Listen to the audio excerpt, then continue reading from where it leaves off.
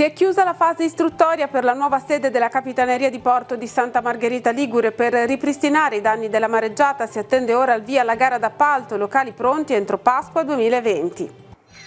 Anche Lavagna avrà la sua spiaggia per tutti, allestito uno spazio con accesso e servizi per le persone disabili in un tratto del litorale davanti al Parco Tigullio, in campo, villaggio e Anfas. Anche a Chiavari spiagge più sicure, stanno per iniziare i lavori per sistemare le scogliere danneggiate dalla mareggiata di fine ottobre, le date dei lavori concordate con i gestori degli stabilimenti balneari. L'estate si prende una pausa, scatta alle 22 di domenica sera l'allerta meteo gialla sul ponente Ligure per piogge e temporali, ma attenzione agli aggiornamenti perché lunedì le cose non miglioreranno. L'operazione Mato Grosso rilancia la sfida, sino a domenica a Chiavari è allestito il mercatino dell'antiquariato e dell'usato, le offerte devolute alle missioni in America Latina. Presenze record per la prima serata di Musica e Gusto a Lavagna, la manifestazione che avvia l'estate lavagnese a misura di famiglia, aperta alla solidarietà per le associazioni del territorio. La 32esima rassegna di teatro in dialetto Elio Rossi di Chiavari si sposta al fresco di settembre. Ora l'auditorium è troppo caldo, spiegano gli organizzatori, in scena 9 compagnie tra le più affermate della Liguria. Buonasera a tutti e ben ritrovati a Tigullio. Oggi dunque per la nuova Capitaneria di Porto di Santa Margherita Ligure è tempo di entrare nella fase attuativa. La scorsa settimana c'è stata l'ultima riunione, ora è tempo di chiudere la conferenza dei servizi e dare il via alla gara d'appalto per i lavori, ma per l'inaugurazione dei locali occorrerà attendere la Pasqua del 2020. Vediamo. Si è chiusa la fase istruttoria per la messa in sicurezza della Capitaneria di Porto di Santa Margherita Ligure. A 9 mesi circa dalla mareggiata di ottobre il progetto entra nella fase finale. La palla è ora in mano al Provveditorato delle Opere Pubbliche, che nei prossimi giorni chiuderà la conferenza dei servizi, non prima di aver incamerato il via libera della sovrintendenza. A quel punto partirà la gara d'appalto dei lavori, che dovrebbe concludersi, se non ci saranno intoppi, per ottobre. A quel punto la nuova Capitaneria di Santa Margherita Ligure dovrebbe vedere la luce dopo 8 mesi di cantiere. Il nostro obiettivo è quello di cercare di essere operativi ovviamente prima dell'inizio della prossima stagione, quindi parliamo di prima della prossima Pasqua, perché poi sappiamo benissimo che quello è il periodo in cui parte la stagione turistica, in maniera tale da poter essere ancora più efficienti ed efficaci nell'espletamento dei servizi di istituto. In questo periodo non si è perso tempo, è stato necessario arrivare al miglior progetto possibile di restyling della Capitaneria di Porto, una fase delicata e non meno importante della mera esecuzione dei lavori. Soprattutto si è fatto tesoro dei danni causati dalla mareggiata. Quello che verrà attuato dunque non è soltanto un ripristino degli ambienti, ma una vera e propria messa in sicurezza, con novità a prova di mareggiata. Fondamentale è stata la collaborazione di tutti gli enti coinvolti, a cui va il ringraziamento del comandante Piras. Si sono fatti carico, nell'esercizio delle proprie competenze, di fornire tutti quei suggerimenti e quegli accorgimenti tecnico-strutturali funzionali ad avere una sede che appunto sia molto più sicura e soprattutto più confacente alle esigenze pubbliche che poi sono connesse ai servizi di istituto che assicuriamo. Quindi una fra tutte, avere delle uscite d'emergenza assolutamente sicure, ulteriori uscite d'emergenza, piuttosto che avere una sala operativa che garantisca anche una visuale diretta sullo specchio acqueo-portuale, credo che sia uno degli elementi più importanti che poi sono stati messi sul tavolo e quindi hanno assunto una priorità determinante nella valutazione del progetto. Andiamo sul nostro sito teleradiopace.com. Una discarica abusiva di rifiuti pericolosi è stata sequestrata questa mattina dai carabinieri forestali della stazione di Rapallo sul monte di Portofino, nella zona di Portofino Culm. La discarica era stata scoperta giovedì nell'ambito di controlli di routine svolti dai carabinieri forestali sul monte. Questa mattina, ad una seconda verifica, i carabinieri hanno notato che il materiale si trovava esattamente dove era stato visto giovedì e dunque è scattato il sequestro. La zona in cui si trovano i rifiuti è un'area comunale del comune di Camogli e non è molto distante dai sentieri più battuti sul monte di Portofino. Si tratta di rifiuti edili in grande quantità, circa 35 sacchi di materiale, più tutto l'arredo e gli interni di un'abitazione. Stando ad una prima ricostruzione, dunque si tratterebbe dei resti di una ristrutturazione edile. Si tratta di un'area di circa 80 metri quadri. Al momento dunque la zona è a disposizione dell'autorità giudiziaria per le indagini del caso che proseguono ora per individuare i responsabili.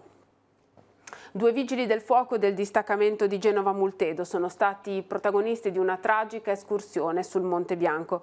I due appassionati di montagna ieri mattina si erano messi in cammino sulla via normale francese dalla quale avrebbero dovuto raggiungere la vetta del monte. Lungo il percorso però sono accidentalmente precipitati in un crepaccio. Uno dei due, Giovanni M, di 44 anni, è morto sul colpo. Il compagno di spedizione, Bruno C, di 54 anni, versa in gravi condizioni all'ospedale di Annecy. La notizia ha suscitato grande sconcerto tra i colleghi che hanno espresso vicinanza alle famiglie dei due pompieri. L'amministrazione comunale di Lavagna ha deciso di allestire una porzione di spiaggia riservata alle persone con disabilità. In un tratto antistante il Parco Tigullio verranno riservati ombrelloni e sdraio per chi ha difficoltà motorie. Un servizio garantito grazie alla collaborazione con il Villaggio del Ragazzo e l'Anfas Tigullio Est, che metteranno a disposizione i propri operatori. Lunedì l'inaugurazione.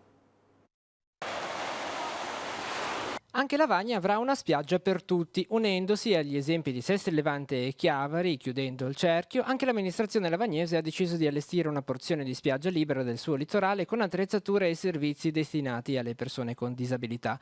Il tratto di costa scelto è quello davanti al Parco Tigullio, raggiungibile grazie al sottopasso e alla discesa già utilizzabili dalle carrozzine. Da lunedì alla passerella già installata in questi giorni si affiancheranno ombrelloni e piattaforme per favorire la mobilità sulla sabbia e sedie rialzate per rilassarsi e una per accedere in acqua. L'accessibilità è un diritto e questo inizio di progetto, deve essere uno stimolo per Lavagna per continuare in questa direttiva. Importante anche fare rete con le associazioni che si occupano di disabilità, proprio per raggiungere al meglio l'obiettivo. Accessibilità, cioè quindi sociale, e turismo devono camminare insieme. La progettazione dell'area attrezzata ha visto la collaborazione dell'associazione Noi Andiamo. Il servizio di spiaggia per disabili può contare anche su quella del Villaggio del Ragazzo e di Anfas Tigullio Est, che garantiranno la presenza di loro operatori. È un'esperienza maturata in questi anni con la spiaggia per tutti di Chiavari. Ci è stato chiesto di collaborare nell'organizzazione anche un po' in corsa di questa spiaggia, lo facciamo volentieri, lo facciamo insieme all'Anfas di Chiavari, che è l'associazione temporanea d'impresa che abbiamo realizzato per la gestione della spiaggia per tutti della città di Chiavari, che ormai è un'esperienza di 3 anni. Chi sarà presente sul posto? Quali servizi offerti? Allora, sul posto saranno presenti degli operatori sia la mattina dalle 9:30 alle 12:30 che il pomeriggio dalle 15:30 alle 19, mi pare, degli operatori, un operatore dell'Anfas, un operatore del villaggio, per accogliere le persone. La cosa importante è che la spiaggia sia fruibile senza barriere architettoniche, così sarà, si potrà accedere tramite scivolo, ci sarà una passerella e poi ci sarà una zona con dei piastrelloni che faciliterà il passaggio eventualmente per le persone con disabilità motorie dalla loro carrozzina alle carrozzine che sono messe a disposizione per l'accesso al mare. E il Comune di Lavagna, in vista della festa patronale di Nostra Signora del Carmine, ha deciso di ripristinare il percorso originario seguito dalla processione la sera del 16 di luglio. Il momento centrale, la benedizione del mare, quest'anno si svolgerà nuovamente sulla via Aurelia.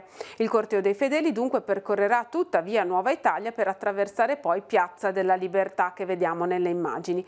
Con una ordinanza il sindaco di Lavagna, Gian Alberto Mangiante, ha disposto che nel momento del passaggio della processione e del rito della benedizione del mare con la cassa processionale si interrompano le operazioni di somministrazione di alimenti e bevande alla clientela da parte degli esercizi pubblici che si affacciano sulla piazza.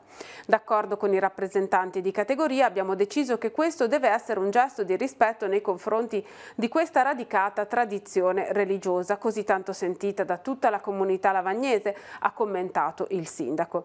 Le feste in onore di Nostra Signora del Carmine prenderanno il via lunedì prossimo con l'offerta dei fiori e la benedizione dei bambini alle 10:30.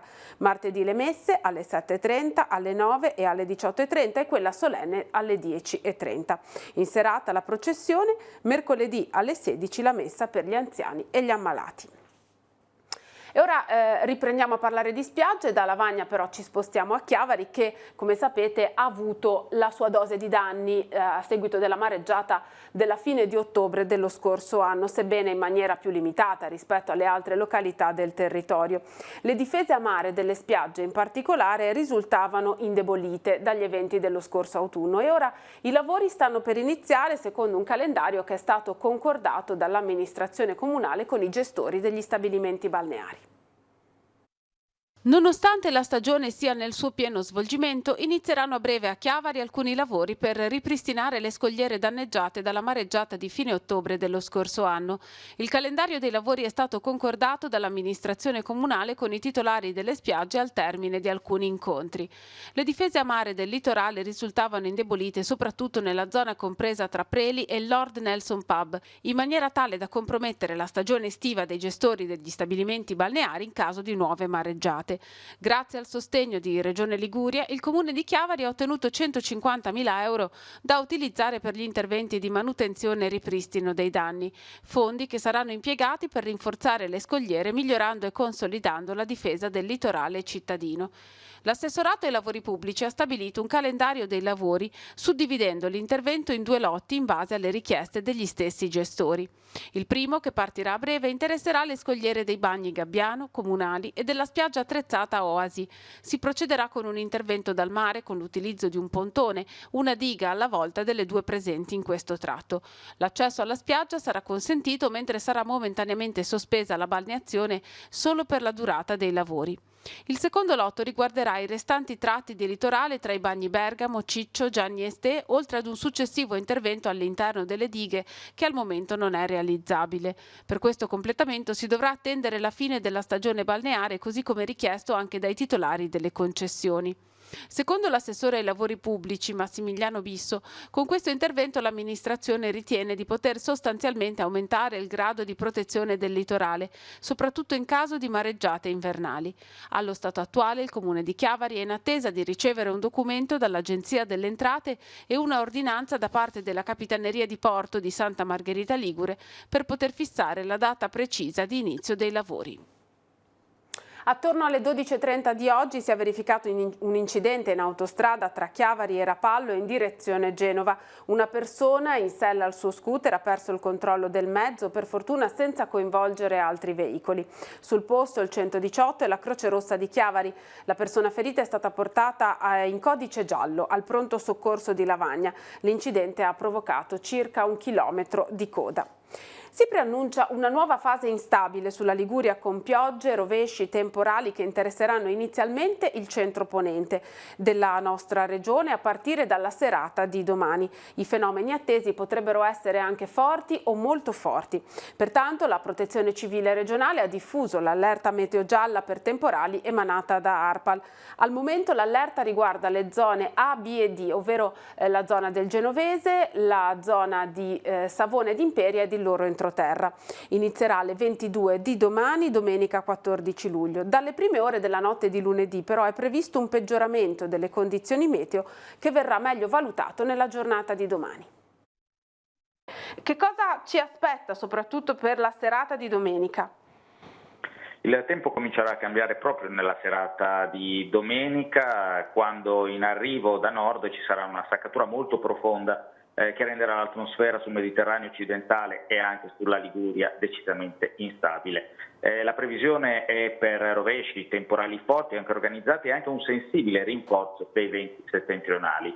L'aumento dell'instabilità, come detto, avverrà nella serata di domani domenica, una situazione che insomma sarà caratterizzata da fenomeni che potranno essere forti e molto forti. Per questo è stato deciso di emanare l'allerta gialla per temporali a partire dalle 22 di domani.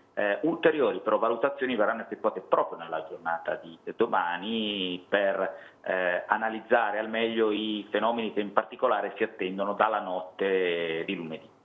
Sono fenomeni temporaleschi diversi ovviamente da quelli autunnali, ma che possono essere particolarmente incisivi e quindi che vanno presi con tutte le cautele del caso. Come detto, si tratta di rovesci, di piogge anche localmente e puntualmente intense, temporali, e anche di un rinforzo dei venti settentrionali. Questo sarà un altro dei fenomeni assolutamente importanti. Una perturbazione dunque destinata a durare alcuni giorni per aprire una settimana che si presenta un po' all'insegna dell'instabilità, diciamo, sulla Liguria. Diciamo che poi la situazione dovrebbe andare un po' migliorando almeno dalla fine della giornata di lunedì, poi ovviamente la situazione resterà da valutare e ricordiamo anche che l'attendibilità di queste previsioni oltre i 2 giorni e mezzo, diciamo così, quelli per cui si dà il bollettino di ARPAL viene emesso, scende a mano, infatti c'è un'affidabilità bassa, per martedì 16 prevediamo tempo soleggiato, un nuovo aumento della nuvolosità per mercoledì e ancora possibili piogge o temporali per giovedì, ma siamo ancora veramente nel libro delle ipotesi. Per ora restiamo alle 22 di domani con l'avvio dell'allerta gialla sul centro ponente, perché i fenomeni inizieranno proprio sul centro ponente della regione e poi potranno estendersi anche nelle altre zone della nostra regione, ma per l'inizio dei fenomeni si parte dal centro ponente, dunque le zone coinvolte sono A, B e D, e poi domani le ulteriori valutazioni per la notte e per la giornata di lunedì. Nel santuario di Nozzarigo a Santa Margherita Ligure, in occasione della solennità di Nostra Signora del Carmine, domani mattina alle 10 la Santa Messa sarà presieduta dal Vescovo Alberto Tanasini. La Messa vespertina delle 17:30 sarà celebrata da Don Giuseppe Privitera, seguirà la processione mariana. Martedì, memoria liturgica della Vergine del Monte Carmelo, la Messa delle 18 sarà presieduta da Padre Francesco Calvi dell'Ordine dei Frati Minori di Milano. Il mercatino dell'antiquariato e dell'usato dell'operazione Mato Grosso sarà presente fino a domenica nell'oratorio dei Filippini di Chiavari. Tutto il ricavato sarà devoluto alle missioni del movimento in America Latina. Abbigliamento, libri, dischi, stoviglie, poster, mobili, oggetti d'antiquariato di vario genere e molto altro ancora possono essere acquistati al mercatino delle pulci dell'operazione Mato Grosso. Tutti gli oggetti presenti sono stati donati, sapendo che l'intero ricavato del mercatino sarà devoluto in beneficenza alle missioni in Bolivia, Perù e Brasile. Tutto quello che noi ricaviamo va interamente a sostenere le missioni dove ci sono scuole, c'è l'aiuto nell'agricoltura, c'è un ospedale, quindi tutta l'assistenza sanitaria per i poveri, che lì in Perù sarebbe a pagamento, mentre nel nostro ospedale i poveri vengono curati gratuitamente da medici italiani volontari. Anche una piccola cosa, anche una piccola offerta, chi non trova niente da acquistare ma lascia una piccola offerta, tutto è preziosissimo e insomma è atteso soprattutto dai ragazzi che sono in missione, per i loro poveri, per gli amici là. Se qualcuno per il prossimo mercatino volesse donare qualche articolo, come deve fare? Sì, noi siamo qua in questi 3 giorni, fino a domenica sera. Lunedì cominciamo a smontare e può portarci qua direttamente, magari ci viene a chiedere o viene a vedere che tipo di oggetti esponiamo, oppure lasciamo un numero di telefono e possiamo essere contattati. Magari c'è qualche ragazzo a Chiavari qua dell'operazione Mato Grosso, fanno anche sgomberi o lavori di tinteggiatura, pulizia di giardini. La 10ª edizione incorona ufficialmente l'iniziativa Musica e Gusto tra le manifestazioni di spicco dell'estate di Lavagna. Grande partecipazione di pubblico e anche di stand. Oltre alle band e alle specialità gastronomiche, spazio anche alla solidarietà e alle famiglie con bambini.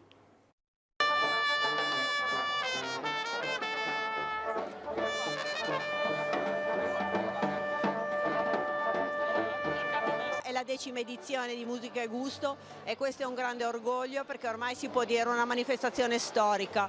Ogni anno riscuote un grandissimo successo, è una festa per ragazzi, per famiglie, anche con bambini, per persone adulte, per persone veramente di ogni genere. E dovessi dire, nonostante la fatica, il lavoro, ne siamo veramente orgogliosi di tutto questo. C'è anche l'occasione di sostenere qualche associazione.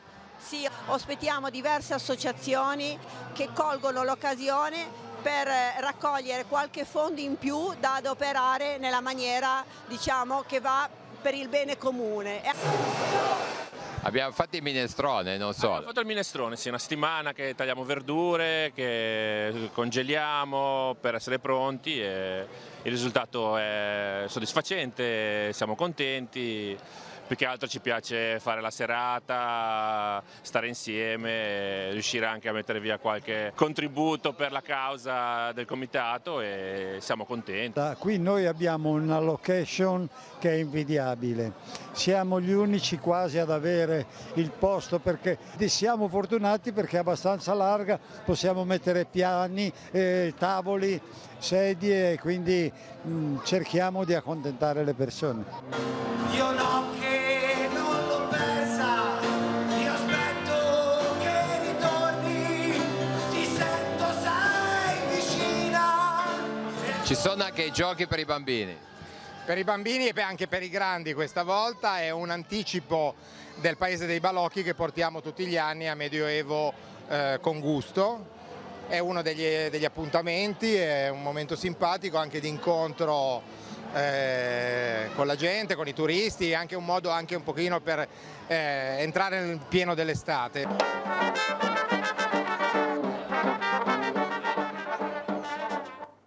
Il Comune di Sestri Levante ha partecipato nei giorni scorsi a Valencia al meeting internazionale sul turismo sostenibile a chiusura del progetto europeo Alter Eco. Valentina Ghio, sindaco della Bimare, ha preso parte alla tavola rotonda dedicata alle prospettive future del turismo e alla sua interazione con la città. In particolare si è soffermata sull'esperienza della conferenza del turismo ospitata a Sestri Levante. Tra i temi affrontati, le politiche di gestione dei flussi turistici e l'introduzione dell'imposta di soggiorno, che ha consentito di impostare un percorso di potenziamento della pulizia del centro storico, delle spiagge e della sicurezza cittadina.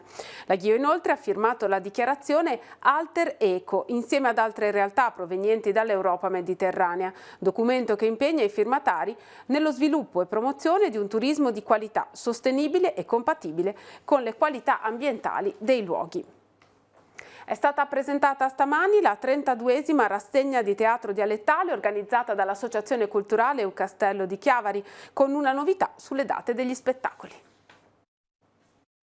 Fa troppo caldo e così la 32esima rassegna di teatro dialettale Elio Rossi viene spostata ai mesi di settembre e ottobre. Lo ha deciso l'Associazione Culturale Eucastello, che anche quest'anno ospiterà le compagnie in auditorium, dato che a Villarocca persiste l'inagibilità del parco per i lavori. Per agevolare gli appassionati dunque si attendono i mesi più freschi.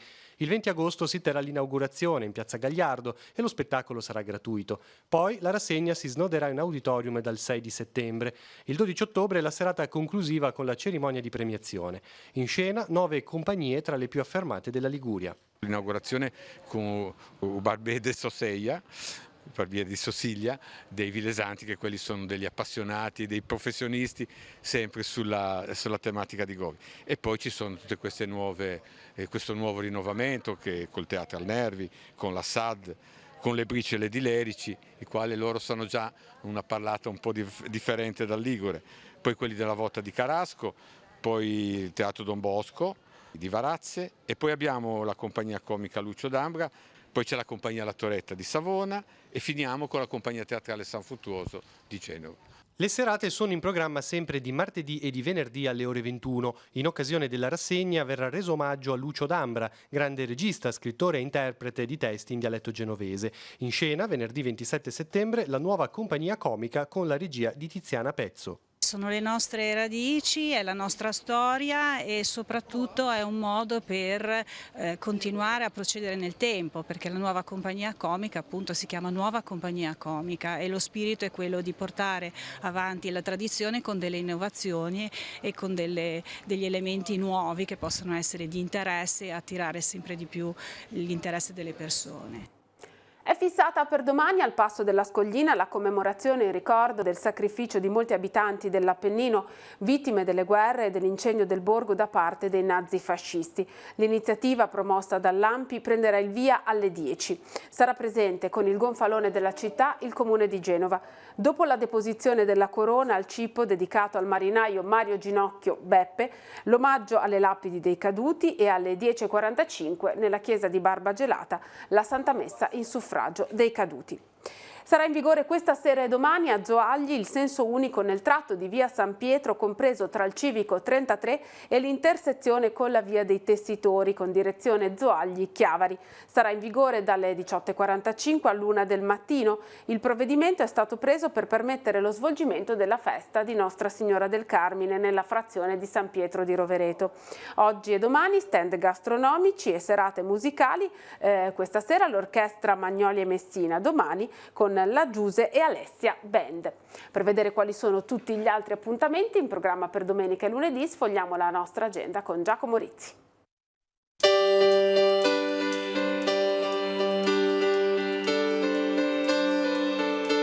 Appuntamenti in agenda per domenica 14 luglio. Giornata dei fondali puliti a Sestri Levante, nella Baia del Silenzio. Alle 9 il ritrovo e a seguire la caccia al tesoro subacquea per pulire il fondale. Dalle 10 alle 12 apre alle visite il Museo Diocesano di Arte Sacra, sito a Chiavari in piazza Nostra Signora dell'Orto. È possibile organizzare visite guidate previa prenotazione. L'Associazione Due Torri Zoagli organizza visite guidate alla Villa del Duca Canevaro e a Villa Vicini. Il ritrovo è alle 10 in piazza 27 dicembre di Zoagli. Manifestazione in ricordo del sacrificio delle comunità dell'entroterra nella resistenza a Barba Gelata Illorsica.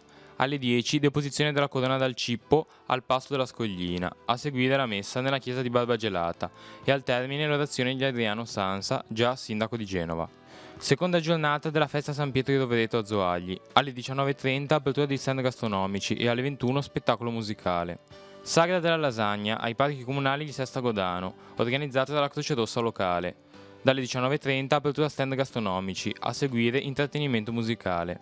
Festa di Sant'Alberto a Pagi di Carasco. Dalle 19:30 stand gastronomici e a seguire serata danzante. Nell'ambito del Festival Internazionale I Nervi, Sabrina Brazzo e Andrea Volpintesta porteranno in scena il balletto Opera Danza Festival, insieme alla compagnia Yas Art Ballet, alle 21 presso i Parchi di Nervi a Genova. Passiamo adesso agli appuntamenti per lunedì 15 luglio. Raccolta di sangue a Santa Margherita Ligure. L'autoemoteca Avis sarà nella piazza del Comune dalle 8 alle 12.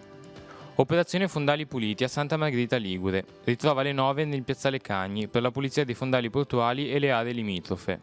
Ultima giornata della mostra di oggetti vari della Fraternità dell'Ordine Francescano Secolare. Si intitola Essere missionari nei propri luoghi e sarà visitabile dalle 15:30 alle 18:30 nel Santuario di Sant'Antonio in via San Francesco a Chiavari. Scopriamo Chiavari è il ciclo di visite guidate che esplorano diversi aspetti della città. Legno e pietra Chiavari è il terzo appuntamento, ritrova alle 17 davanti al Palazzo Comunale. Seconda serata della festa di San Alberto a Pagi di Carasco, dalle 19:30 stand gastronomici e a seguire serata danzante. Concerto della banda di Santo Stefano d'Aveto, alle 21:30 in Piazza della Libertà a Lavagna. La Bocciofila Cavese organizza anche quest'anno il torneo dei campanili 2019. Sui campi da bocce, vista mare, dal 15 al 17 luglio si sfideranno i rappresentanti dei campanili di Santa Giulia, Lavagna, San Leonardo, Sorlana, Barassi, Arenelle, Caviborgo e Sant'Anna. Ogni squadra sarà composta da 2 terne per un totale di 6 atleti. Si tratta di giocatori non professionisti appartenenti a ciascuna delle comunità parrocchiali. La premiazione con la consegna del trofeo dei campanili 2019 avverrà a settembre in occasione dell'annuale cena sociale. Terminiamo così questa edizione di Tiguglio Oggi. Vi ricordo che la nostra informazione ritorna lunedì mattina alle 7:30 con la rassegna stampa con Marco Revello. Vi ricordo anche di seguire gli aggiornamenti al canale 187 Telepace News sul nostro sito internet teleradiopace.com. Grazie per averci seguito, buon proseguimento di serata e buona domenica a tutti.